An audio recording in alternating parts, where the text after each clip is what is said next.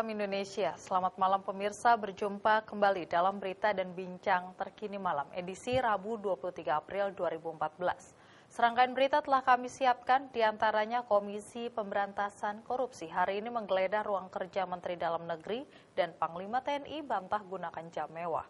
Sedia Windy berikut berita selengkapnya.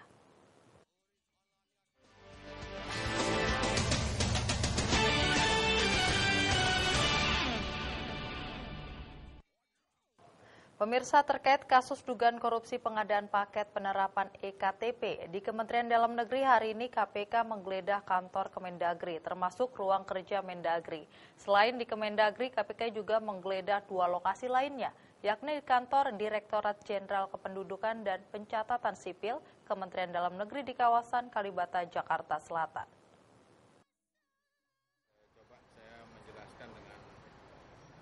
Juru bicara KPK Johan Budi membenarkan pihaknya Rabu pagi menggeledah kantor Kemendagri termasuk ruang kerja Mendagri. Penggeledahan dilakukan untuk mencari bukti tambahan terkait kasus dugaan korupsi pengadaan paket penerapan kartu tanda penduduk elektronik atau EKTP di Kemendagri tahun anggaran 2011-2012. Kasus ini menyeret salah satu pejabat Kemendagri, Sugiharto. Sugiharto yang menjabat sebagai Direktur Pengelola Informasi Administrasi Kependudukan Direktorat Jenderal Kependudukan dan Catatan Sipil Kementerian Dalam Negeri, Selasa kemarin telah ditetapkan sebagai tersangka dalam kasus ini. Selain di Kemendagri, KPK juga menggeledah dua lokasi lainnya, yakni kantor Direktorat Jenderal Kependudukan dan Pencatatan Sipil Kementerian Dalam Negeri di kawasan Kalibata, Jakarta Selatan. Jadi ada beberapa tempat. Yang pertama yang kita geledah adalah kantor Direktorat Jenderal Kependudukan dan Catatan Sipil di Taman Makam Pahlawan di Kalibata. Yang kedua di PT Quadra Solution yang ada di Kuningan ini. Kemudian yang ketiga ada juga penggeledahan di Kementerian Dalam Negeri.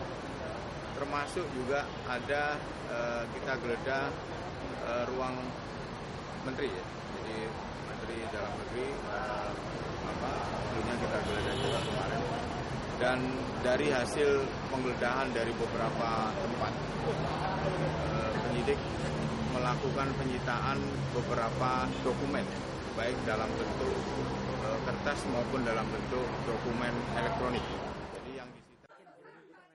Selaku pejabat pembuat komitmen PPK, Sugiharto diduga melakukan perbuatan melawan hukum dan atau penyalahgunaan wewenang yang mengakibatkan kerugian negara mencapai 1,12 triliun rupiah terkait pengadaan proyek tersebut. PT Quadra Solution diduga merupakan salah satu perusahaan pelaksana proyek EKTP yang nilainya mencapai 6 triliun rupiah. Proyek ini juga pernah disinggung terpidana kasus dugaan korupsi Wisma Atlet Nazarudin. Nazarudin menyebut ada pengelembungan biaya sebesar 2,5 triliun rupiah dalam proyek tersebut. Bahkan Nazarudin menuding Mendagri Gamawan Fauzi dan adiknya menerima fee dalam proyek tersebut. Namun Mendagri membantah tudingan Nazarudin ini. Dari Jakarta, Ade Tata Permana melaporkan. Anggota Komisi Hukum DPR RI dari fraksi Partai Golkar Bambang Susatyo mengapresiasi penetapan status tersangka Hadi Purnomo sebagai tersangka kasus dugaan suap permohonan keberatan pajak oleh KPK. Bambang mendesak KPK dapat menjadikan kasus ini untuk membongkar berbagai penyimpangan pajak yang dilakukan berbagai perusahaan besar lain.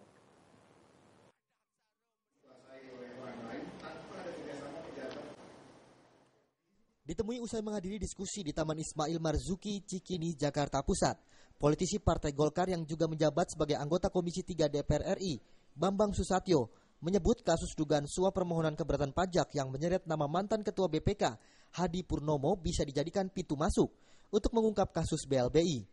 Bambang percaya Hadi Purnomo yang lama berkarir sebagai pegawai pajak memiliki banyak data penyimpangan pajak. Bambang menduga Hadi Purnomo juga memiliki informasi penyimpangan pajak yang dilakukan pejabat yang tengah berkuasa saat ini. Menurut Bambang, jika kemudian KPK menjadikan Hadi Purnomo sebagai whistleblower, maka tidak menutup kemungkinan akan banyak pegawai pajak lain yang ikut terseret di dalamnya.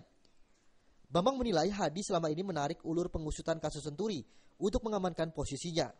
kesabaran KPK menetapkan Hadi di ujung jabatan itu adalah untuk menjaga kredibilitas BPK, bukan untuk karena kasus-kasus lain. Tapi bahwa informasi yang didapat oleh KPK itu terhadap kejahatan-kejahatan Hadi Purnomo diduga itu bisa saja dikirim oleh orang-orang yang benci sama Hadi Purnomo karena kasus-kasusnya dibongkar. Jadi semua informasi, semua data, semua fakta bisa saja dikirimkan oleh orang ini ke KPK. Lalu KPK melihat bukti yang cukup, ditetapkanlah dia sebagai TSK. Hanya tinggal menunggu momentum dia lepas dulu dari sebagai ketua BPK. Terkait waktu penetapan tersangka Hadi yang bertepatan dengan masa pensiunnya di BPK, Bambang tidak melihat ada unsur politisasi yang dilakukan KPK. Menurutnya, KPK ingin menjaga martabat BPK sehingga menetapkan Hadi Purnomo setelah dia pensiun. Dari Jakarta, Rizky Nur Muhammad melaporkan. Panglima TNI Jenderal Muldoko mengklarifikasi bahwa jam tangan yang dipakainya bukanlah barang mewah, seperti yang ramai diberitakan oleh media asing. Dirinya menegaskan jam tangan tersebut dibeli bukan untuk pamer, melainkan untuk selalu berpikir inovasi.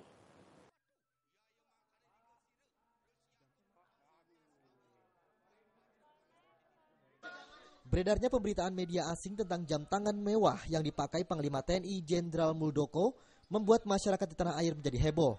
Saat ditemui usai menghadiri sidang ke-1 Pilindo Military Corporation tahun 2014 di Jakarta, Panglima membantah berita tersebut. Dirinya mengklarifikasi bahwa jam tangan merek Richard Mille yang ia pakai bukanlah barang mewah, seperti yang ramai diberitakan oleh media asing. Muldoko mengaku membeli jam tangan tersebut dengan harga murah, yaitu sebesar 5 juta rupiah. Sedangkan di pasaran harga aslinya mencapai 1 miliar rupiah lebih. Dirinya juga membantah dengan tegas bahwa jam tangan tersebut dibeli bukan untuk sekedar pamer, melainkan sebagai bagian untuk selalu berpikir inovasi.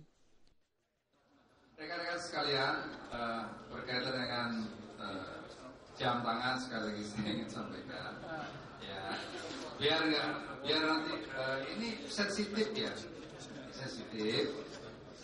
ya. Saya di dalam presentasi saya pada saat fit and proper test berbicara tentang innovation.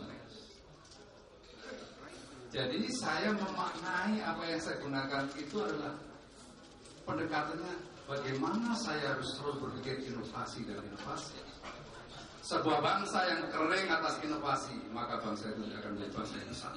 Itu. Nah, di antaranya adalah ini. Bagaimana jam yang begitu mahal bisa dibuat dan dijual dalam angka yang sangat murah. Ini memberikan inspirasi pada saya untuk melakukan inovasi. Begitu saya jam inovasi. Itu kira-kira maknanya. Saya memaknai sesuatu itu seperti itu. Jadi tidak sembarangan. Ya.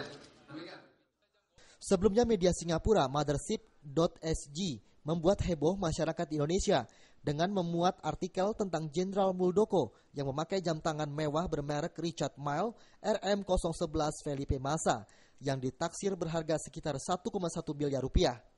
Jam tangan ini berbahan logam titanium berwarna hitam. Titanium terkenal sebagai logam yang sangat kuat dan tahan panas sehingga menjadi pelapis pesawat luar angkasa. Desain Raptor pada jam tangan tersebut dengan bagian dalam yang transparan membuatnya terlihat kental dengan kesan militer dan sporty. Dari Jakarta, Adi Dermawan Sasongko dan Ketut Sumadiase melaporkan. Gerindra optimis P3 tetap dukung Prabowo sebagai capres. Informasi tersebut akan kami hadirkan sesaat lagi.